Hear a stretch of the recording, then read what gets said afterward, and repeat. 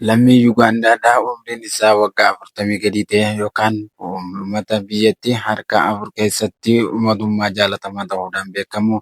Mootummaa Yuugaandaadhaa yeroo Museveni waliin kan yeroo hedduuf dorgomaadhaa ture. Yeroo har'aan tanaa dorgommii isaa saniin kufuun isaatis dhagahameeti jira. Pirezidaantii Yuugaandaa yeroo hedduuf kan biyyattii bulchaadhaa ture. Pirezidaantiin kun ammaafis immoo filannoo waggaa torbaffaatiif marsaa torbaffaaf irra aanuun isaa dhagahameeti jira. Har'aan tana immoo wanni waliin ilaallu waa'ee pirezidaantii Yuugaandaadhaa kan ta'e Yoweri Museveni seenaa isaatii fi inni isa eenyu kan jedhu hanga xumurichaatti na faana tursiisaa osoo hin dagatinaa isiniin jedhamu. Pirezidaantii Yuugaandaa manguddoo ganna 80 fi takka yoo ta'us garuutuu immoo inni barri inni gara aangootti dhufee tures bara 1986 finciltoota hidhannoo gochuudhaan aangoo olaanaa kan qabatan ta'uu isaatiitu yaadatama. Pirezidaantii Yuugaandaa Yoweri Museveniin immoo kanaanis bara yeroodhaatiin jijjiiramuudhaan bara dhufu mararrattuu marsaa torbaffaaf filannoo walitti aansuudhaan biyyattii bulchuu isaatiitu beekama. Dorgomaan isaa immoo kan isaan dorgomaadhaa ture Boobii Waayin namni jedhamu. Boobiin garaagarummaa biyyattii keessatti qabuu fi qabxii guddaadhaan kan gataniiru jechuun amma kanaatiifis immoo hafuudhaan kan silaa injifachuudhaaf qophaa'u immoo mana hidhaatti darbatamuun isaatis dhagahameeti jira. Kana qofa osoo hin taanes dorgommii kanaatiinis qofatti dogoggoraanis isaaniitiinis humnoonni nageenya ukkaamsuudhaan achi buuteen isaatis dhagahameeti jira. Dhaamsi immoo nama kana irratti gahee fi isaanii waliinis kan wal qabatan rakkina hedduu isaanirra gaheen kanaan booda waggaa 5 dhufaniifis Museveniin biyyattii akkaaniif bulchuudhaaf danda'us murteesseeti jira. Kanattiinis biyyattiin gara waggaa 40 ta'uu isaatiinis kan bulchaadhaa ture ta'us jechuma kanaatiinis booda yeroo hireen umrii dheereffachuu itti fufuu isaatis dhagahameeti jira. Kanaan duratti heerri mootummaa biyyattiidhaan pirezidaantiin tokko marsaa torbaaf meeqa irra deebi'ee aangoo bulchuu akka hin dandeenye isaa yeroo hedduuf wal gaggaafachaati turan. Museveniin garuutu immoo hoogganaa daangaa hin qabne jechuudhaan pirezidaantota Afrikaa mara keessatti mataa ofiitiifis kan if waamaadhaatis ture ta'uu isaatis ni yaadatama. Yaadannoo jireenya isaa irrattis akka barreessetti qormaata lubbuu namaa balaa irra buusuu fi kana jechaadhaa fi saamicha irras tures guyyoota dhaloota keenyaaf yaadachuu yeroo hin qabnu jechuun Museveniin dubbateeti ture. Garuutu immoo bara 1960 keessa pirezidaantiin Museveniin Yuugaandaa gadi dhiisee gara yuunivarsiitii Daar es Salaam biyyattii ollaa isaa kan taate Taanzaaniyaatti argamtutti qajeelee barnoota siyaasaatii fi saayinsii achitti barachuun isaatis ni yaadatama. Barnoota siyaasaa saayinsii guutuudhaan erga naannichaan waliin tumsuu uumeeti ture. Maqaan isaa immoo Museveniin bara 1970moota keessa fonqolcha mootummaa Idi Amin booda jaalala guddaa argatee gara biyya isaatti deebi'eeti ture. Museveniin garee Forest National Self kan jedhamu waliinis ijaaruunis gumaacha guddaa qabaachaati ture. Gareewwan finciltoota deeggarsa Taanzaaniyaadhaa miin aangoorraa ari'uudhaaf keessattis isa tokko. Namni kun bara 1980 takka waraana riphee lolaa biyyattii keessatti gaggeessaa turuun gareen isaa sochii diddaa biyyaalessaa NRM'n waggaa 5 booda injifatee aangoo qabachuun Museveniin hoogganaa biyyattii ta'uun isaatis ni mirkanaa'e. Bulchiinsa miin waggaa 8 keessa namoonni 400,000tti tilmaamaman lubbuun isaanii darbuun isaatis dhagahameeti ture. Lolli isaa fi mootummaa miin gidduutti gaggeeffamaadhaatis ture. Kanaaf Miin jechuun nama yeroo hedduuf Yuugaandaa bulchaadhaatis ture. Uummanni biyyattii kanaan wal bira qabuudhaan yeroo aangoo Museveniin nagaa fi guddina biyyaa kan ta'u jechuudhaanis amanuun isa jala kan hiriiran ta'uu isaatiitu dhagahame. Garuu qeeqxoonni isaanii mormitoota duulaa fi akkasumas dhaabbilee walabaa ta'an dhabamsiisuufis aangoo bakka irraa hin deebinetti akka galchan jechuun isaanii hedduun qeeqaadhaati turan.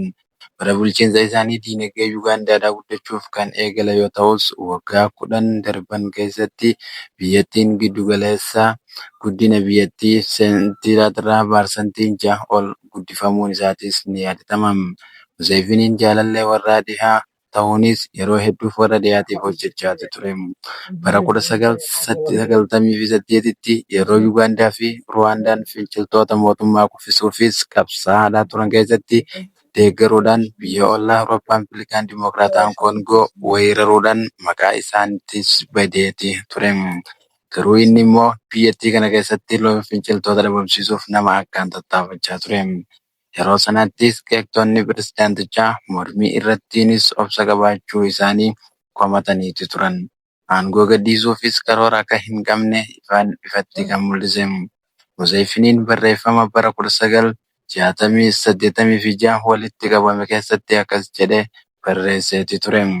Rakkoon Afrikaa keessaa waliigalattii fi addatti Ugandaan uummata osoo hin taane hooggantoota yeroo dheeraa aangoo irra turu qabaachuu isiidhaati jechuun Yuuzinaayil Museefiniin dhaamsa akkana jedhu kana hawaasa idil mootummoota Afrikaatiif dabarseeti ture.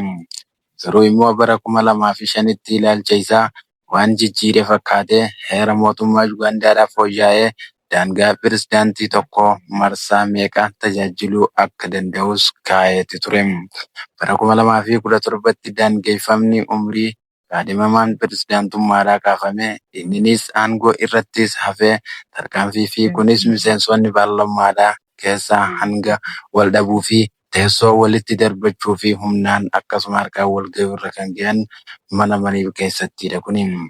Museefiniin aangoo gadhiisuufis yaada akka hin qabne yeroo ifatti michoota isaa dura tokko tokkoon aangoo irraa ka'uun jalqaban. Kanaanis humnoonni nageenyaa xiyyeeffannoo isaa gara isaaniitti deebifachuu jalqabaniiti turan. Garuu immoo Museefiniin filannoo bara kanaas kan isaatti dhiyaate hin argamneen wallisaan Puuphaa fi namni siyaasaa kan ta'e Boobii Waayiniin Museefinii sagalee filannoo hateera jechuudhaan isa qeeqeeti ture. Garuu immoo inni kana jedhee himachuu isaatiin duratti paartiin Wiinem miidiyaa hawaasaa irratti akka jedhanitti heelikooptariin tokko mooraa mana isaa magaalaa guddoo Kaambaalaatti argamtu keessa bu'ee humnaan bakka hin beekamnetti isa geesse jechuun pirezidaantii Museefiniin paartii mormituu haala kanaan dhabamse jechuun himan. Hoogganaan paartii mormituu ganna 43 aangoo isaa dargaggoota hedduu kan hawwate ta'ullee waan milkaa'eef hin fakkaatu jechuun himan. Yeroo hedduunis yakka biyyattii ganuu fi himatameera jechuudhaan yakka inni hin qabne irratti gaggeessaniiti turaniiti jiran.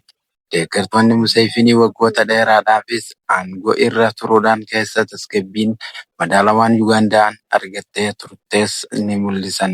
Dubbii himaan NRM'n amaaneerummaan Boobiin namoota miliyoona takka tuqaa torbaa ol ta'aniin lola biyyoota isaanii keessatti baqatanii irraayis gara Ugaandaatti akkaaniif godaanan ibsaniiti turan. Waggaa 40 dura biyyoonni baqattoota erganii gurguddaan naannoo Keenyaa jiraatan keessaa tokko turan jechuun Joon Doombiin BBC'tti himeeti ture. Amma immoo Ugandaan Afrikaa keessa baqattoota keessummeessuun isheetis ni yaadatama jechuun himan. Museefiniin akka nama cimaa fi hawwii guddaa qabu qofa osoo hin taane akka nama dargaggoota Ugaandaa guddisuutti of ilaaluudhaan garuutu ija Boobii Waayinii kan umrii Museefinii walakkaa ta'een duratti pirezidaanticha dadhabee biyyattii gara kufaatiitti oofaa jira jechuun Museefinii qeeqeeti ture. Dargaggeessi isaa hinqixaa kun immoo dargaggeessa umrii 43 ta'uun isaatti ni yaadatama. Yeroo ammaatiifis immoo wayita vaayirasiin koronaan guyyoota 21ffaaf qabame malee jechuun dubbisan. Kanaanis namni kun immoo biyya kana gaggeessuu hin danda'u jechuun waa'ee yaada hawaasa hedduu waan ta'eef oduuwwanoota keenya yeroo ammaan tanaaf qabanne kana waa'ee pirezidaantii Ugaandaa Museefiniidha kan ta'e haala kanaan isiniif dhiyeesseetiin jira.